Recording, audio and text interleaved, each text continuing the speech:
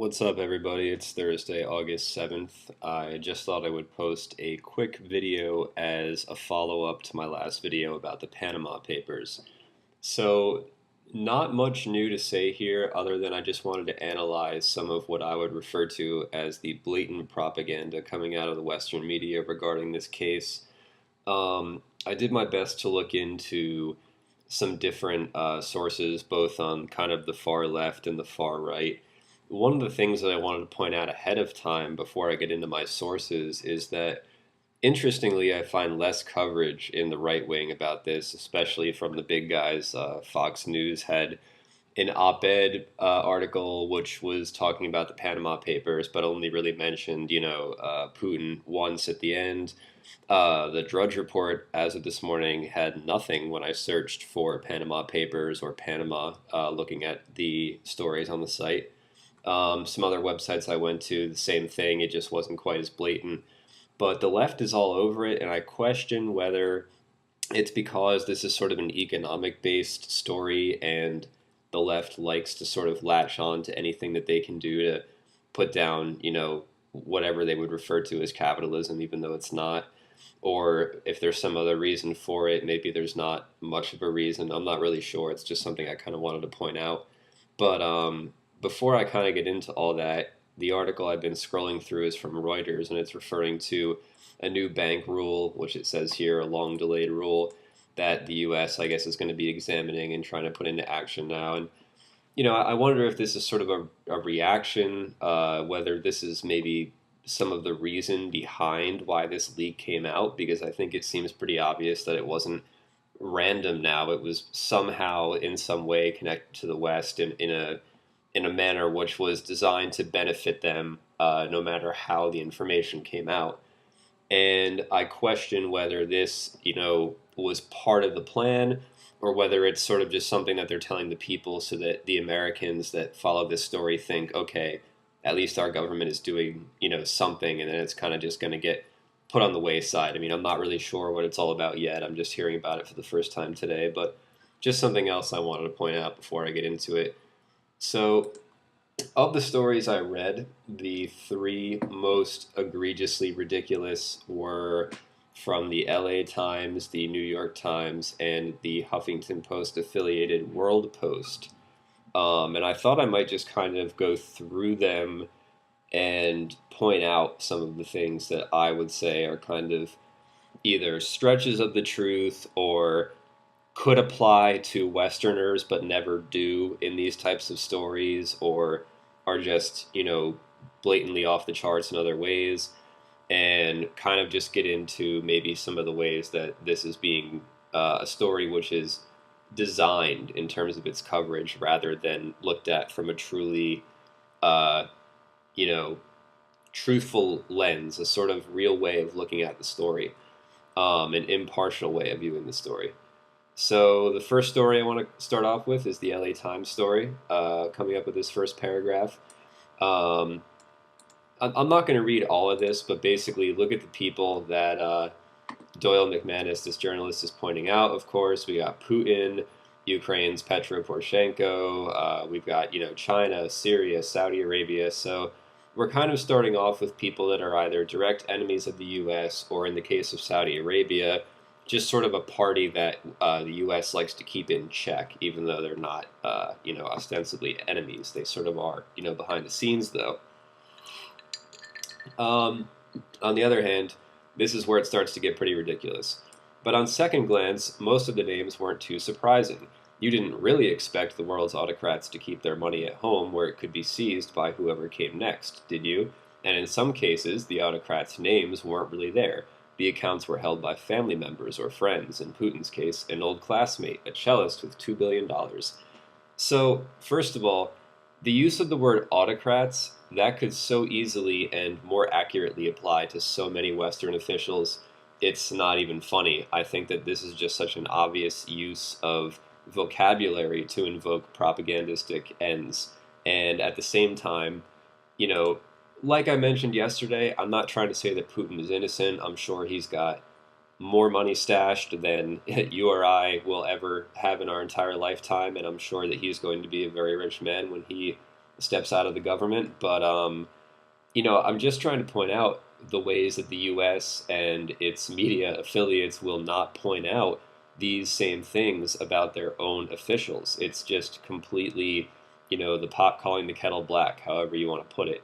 So, what I want to point out here is that this journalist is blatantly saying that, this whole thing with this cellist who was Putin's friend hiding the money is, basically done and done. He's basically saying this is definitely the case. He's definitely hiding this money for Putin.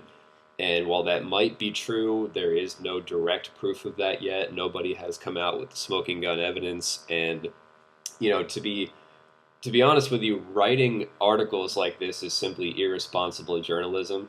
It serves a purpose which is preconceived, and it doesn't serve the purpose of trying to discover the truth of the story.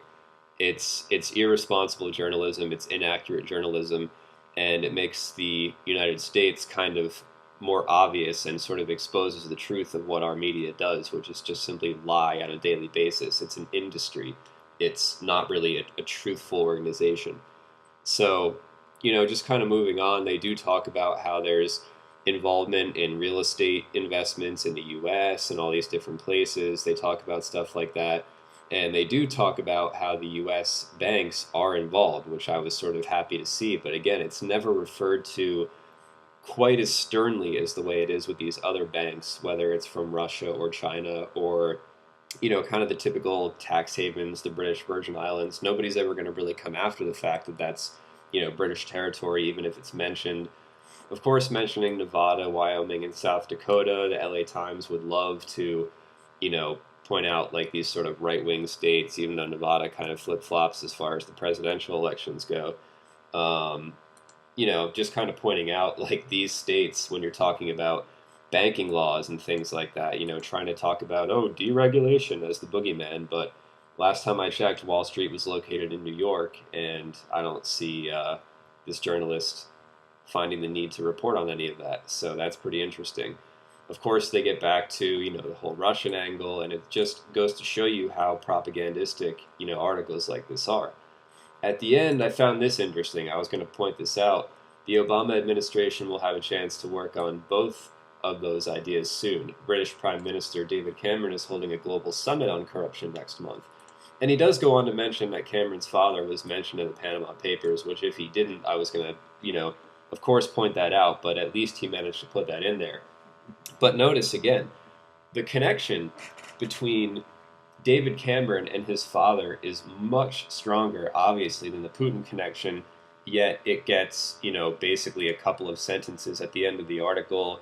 It's not really harped on. Cameron isn't really bashed. His father isn't really taken to task for any of this. It's just kind of a footnote, literally, at the end of the story. So, again, Putin has these sort of, what I would call far more tenuous relations in this case. Again, not that I'm defending him or saying it's not the case. In fact, it probably is the case. But, why does the U.S. and its media affiliates, why do they feel the need to portray things like this? It's obviously because they find it advantageous to their position. And we need to sort of point out how the limelight could have been shown on Cameron in what I would call a far more simple way. I mean, the connection, like I said, is less tenuous, probably easier to make a story out of it, but they're not going to do that because Cameron backed up Bush during the Iraq and Afghanistan wars and blah, blah, blah. You guys already know about all that. So just pointing out the way that they frame these stories. The New York Times was quick to do pretty much the same thing. Vladimir Putin says allegations in Panama Papers are an American plot. Obviously, right off the bat, they're trying to frame the story in this sort of like, oh, look at Putin, he's calling it an American plot. And, most people out there, if you're watching my videos and you're kind of agreeing with what I'm saying, you have to realize, and I'm sure you already do, that most of the people looking at this stuff, just picking up the New York Times or not coming from our side, shall we say, of the story, are going to look at this and say, oh, that crazy Putin, he's just, alleging all these crazy things about Americans. And of course, we don't do things like this. And when they say American plot, it kind of just makes Putin, they try to frame him in this sort of crazy guy, limelight, sort of way. And it kind of serves the purpose of framing the story before you even read the first paragraph of the actual text. So, these are kind of methods that these papers will use. Again, I just want to point this out. Moscow. President Vladimir V. Putin dismissed on Thursday reports based on leaked legal documents that some of his close associates had shoveled around $2 billion through offshore accounts in the Caribbean, calling the allegations an American plot to try to undermine Russian unity.